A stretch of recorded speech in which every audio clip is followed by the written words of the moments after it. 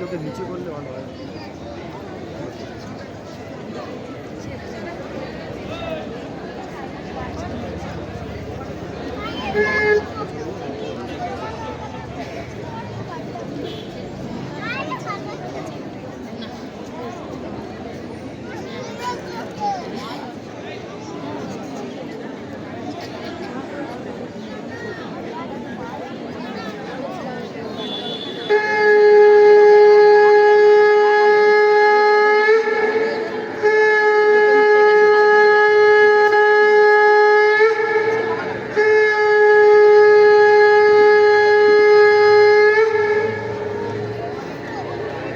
দোল পূর্ণিমা নিশি নির্মল আকাশ, ধীরে ধীরে বহিতেছে বলয় বাতাস। লক্ষ্মী দেবী বামে করি বসি নারায়ণ, কহিতেছে নানা কথা সুখে আলাপন। হেন কালে বিনা হাতে আসি বলি পার, নারায়ণের সাক্ষাতে কহিল বিস্তার। তারপর কর জোরে করিয়া প্রণতি, কহিল নারদ মুনি নারায়ণী প্রতি। কহ মাতায় কেমন তোমার বিচার, চঞ্চলা চপলা প্রায় হিরোদারে দ্বার। পলকের তারে তব নাহে কোন স্থিতি, মর্তবাসী সদা তাই ভুগেছে দুর্গতি।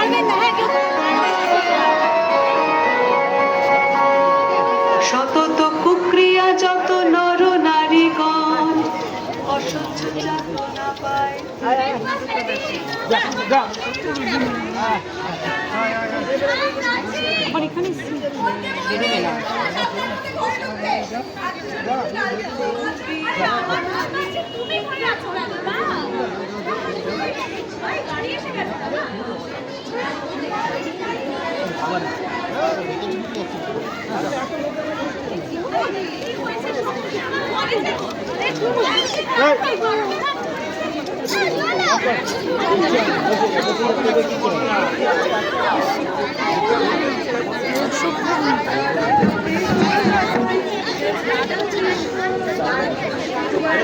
কিছু বলবে না।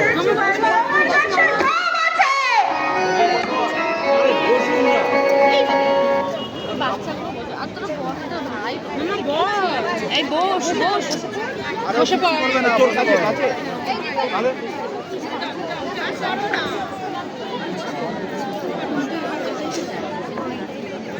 তাহলে নাম কিসের লাগিয়া, কারণ ইহার তবে শুনো দিয়া।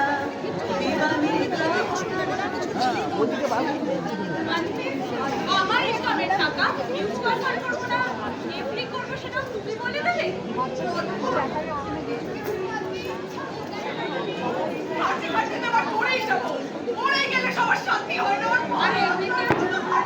আর এমনিতেও আমার স্যালারির 80% যায় ফ্ল্যাট আর গাড়ি নিয়ে হয় না। না দেয় প্রদীপ তারা প্রদীপ বেলা করে ঘুম থেকে উঠবো।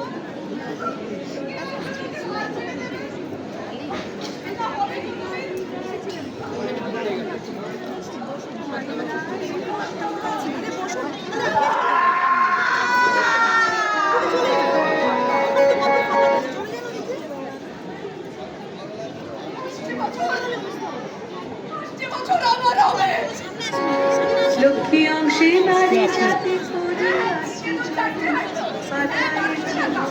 আরে না না বরের ফোনে কেন? এখন তো আমার ফোনে এসে আছে।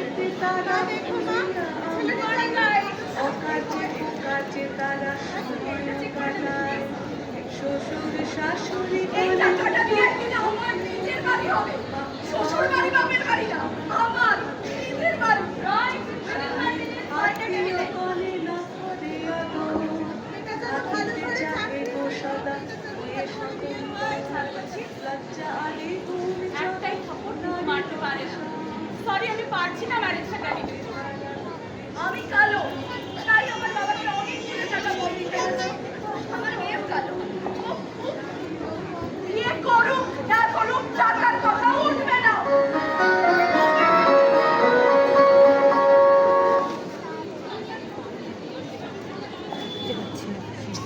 ধানের ভাতে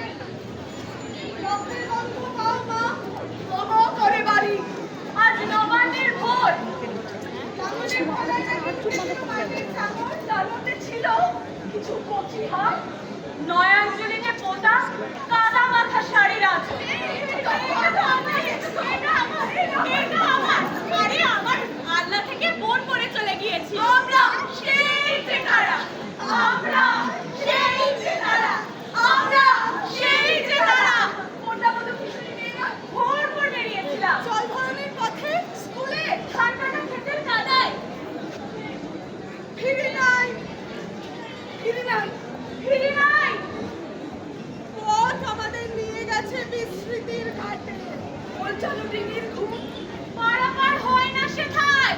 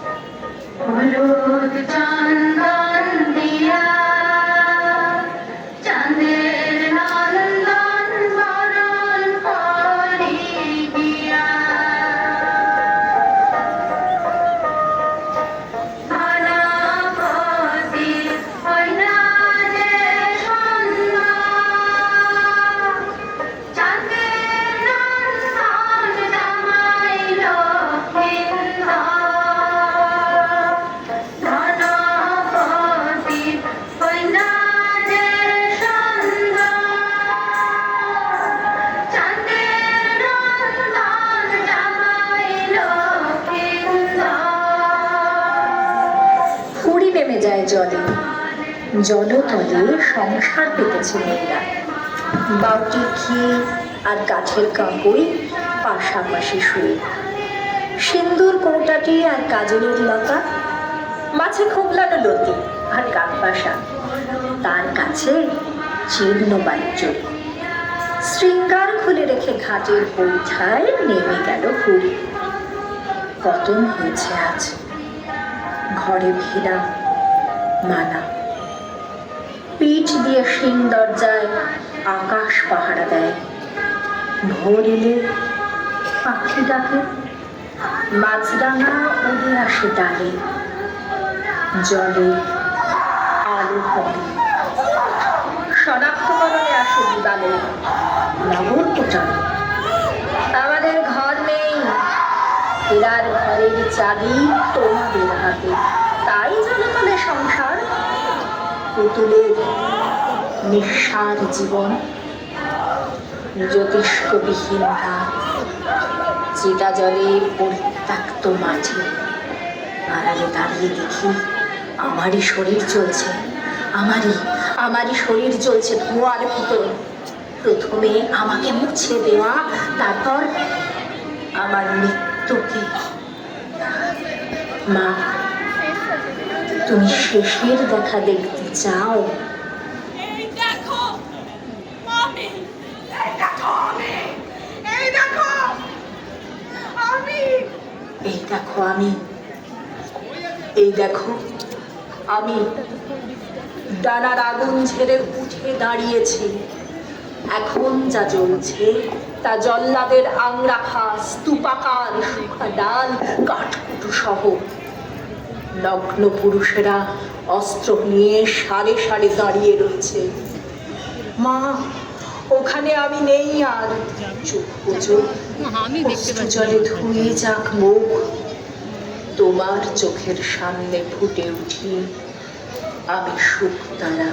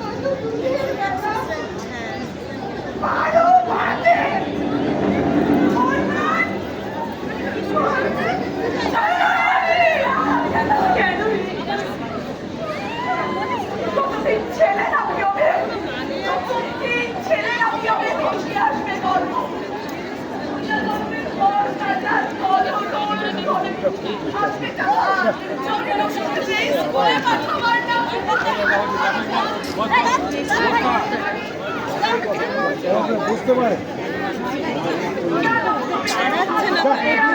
ঘুরঘুর করছে তো বাচ্চারা ভয় পাচ্ছে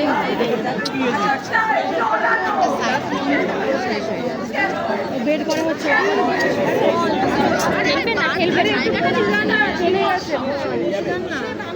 আরে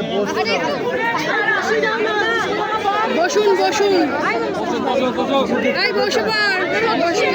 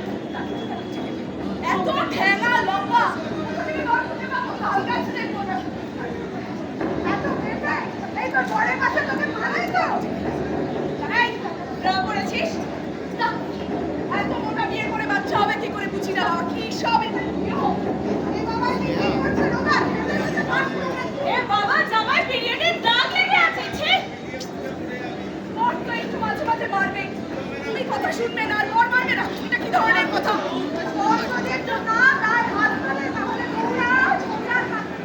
ভালো মেয়ে তো সাজে না নাই দিন করা বন্ধ করো তোমার দোষ কিছু হবে এত একা একা ঘুরতে যাওয়া তো এত জোরে কথা বলো না চুপ থাকতে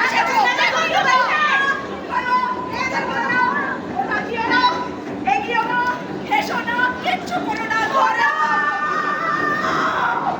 শোনো আমি মরতে আসিনি শোনো আমরা কেউ মরতে আসিনি 10 মাস কর্মস্থলে বসে শিখে গেছি বৃহচ্ছেদনের সংকেত লড়েছি আপ্রাণ জন্মের আগে থেকে নিধনের বেলা অস্ত্র ছিল না বলে খালি হাতে ধরে মরে গেছি তোমরা চক্র বলে দেখে নিলে মাথা অথচ আমাকে কোনো আয়ু দাওনি বীরাস্ত্রের হত্যাকে মৃত্যু বলে দেখে নিতে চাও আমায় কি আনলি কেন মা ফিরিয়ে নে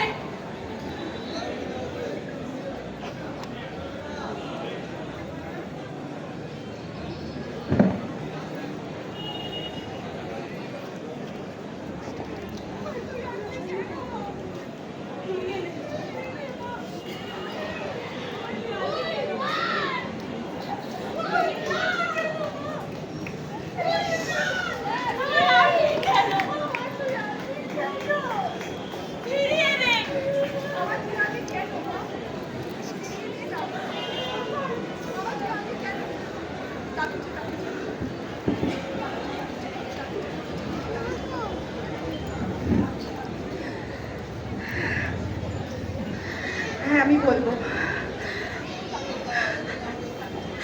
ছোটবেলা থেকে ঘুমের ঘরে অনেক কিছু হয়ে গেছে বেশিরভাগটা ধরতেই পারিনি একবার ঘুম ভেঙেছিল অল্প একটু চোখটা খুলে দেখেছিলাম বাবা মার গায়ে হাত তুললো পরের দিন যখন মাকে জিজ্ঞাসা করেছিলাম মা বললো ওসব কিছু নয় একটু মেয়েদের একটু মানাতে হয় না মানালে সংসারটা টেকে না মা বলেছিল আমার ফ্যামিলির একটা লোক যাকে ছোটবেলা থেকে আমি মেসোমশাই বলতে শিখেছি একদিন আবার ভোরবেলা ঘুমটা ভেঙে যায়। বুঝতে পেরেছিলাম আমার ওই কচি বুকটা, ক্লাস 7-এ পড়া কচি ভয় বুকটা, বলছে ও। চুপ কর, কচি বুকটা ওই মেসোমশাই নামে ওই আমার বয়সী লোকটা কচলে দিচ্ছিল আমার বুক। আচ্ছা, চুপ করো। আমার শরীরটা পাথরের মতো হয়ে গেছিল, আমি নড়তে পারছিলাম না, কিন্তু আমি বোঝাতে পারিনি যে আমার ঘুমটা ভেঙে গেছে। এই লোকটাই না আমার দাদার বিয়েতে বরকর্তা হয়ে ঘুরেছিল। আমার বাবা শুনেছিলাম পরে বলেছিল যে ফ্যামিলির মধ্যে এইসব কথা বেশি বাড়াতে হয় না, ঝামেলা বাড়াতে ঠিকই বলেছিলেন, অ্যাডজাস্ট করতে হবে তোমাকে। আমার দাদা ছোটবেলা থেকে ওর সাথে বড় হয়েছে, তো ছোটবেলায় ও হয়তো না বুঝে অনেক কিছু করেছে, কিন্তু ওটা আমি সারা জীবন ভুলতে পারিনি এখনো। বই নেই, খেলতে খেলতে কখন যে ঘুমিয়ে পড়তাম বুঝতে পারতাম না। অনেক খেলতাম, খেলতে খেলতে হাঁপিয়ে হাঁপিয়ে ঘুমিয়ে পড়তাম, কিন্তু আমি বুঝতে পেরেছিলাম আমার খেলাটা বন্ধ হয়ে গেল, আমার দাদার খেলাটা তখনও বন্ধ হয়নি। এই তো ছিল, অ্যাডজাস্ট করো। ওরা বেচারা পর্দাগুলো নিয়ে খেলছিল, আমি ওকে বোঝাতে পারিনি আমাদের খেলাটাও বন্ধ হয়ে গেছে, আমার ঘুমটা ভেঙে গেছে। তুই চাই আমি চাই, আমাদের আর খেলতে ইচ্ছা করছে না, আমি আর খেলবো না। অ্যাডজাস্ট করবে।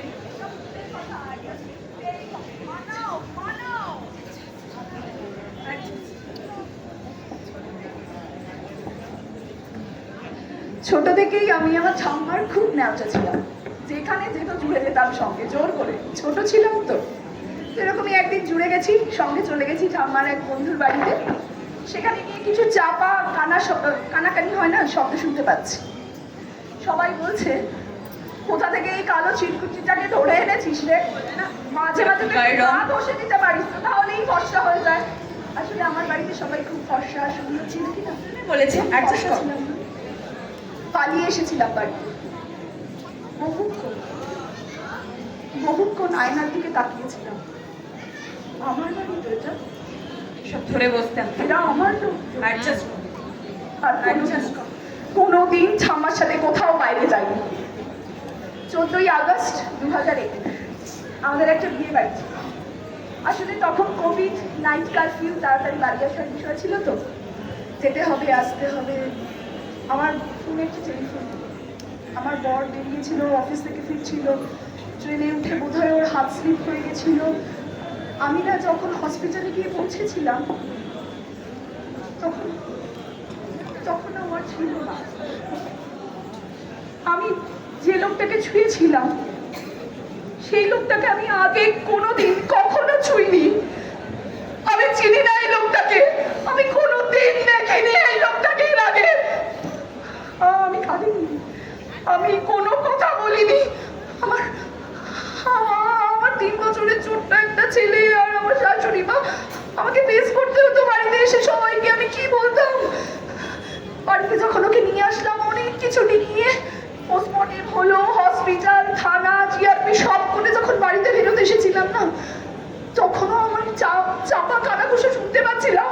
সবাই বলছিল এইবার সে নিজের বরটাকে খেয়েছে, আমি কিছু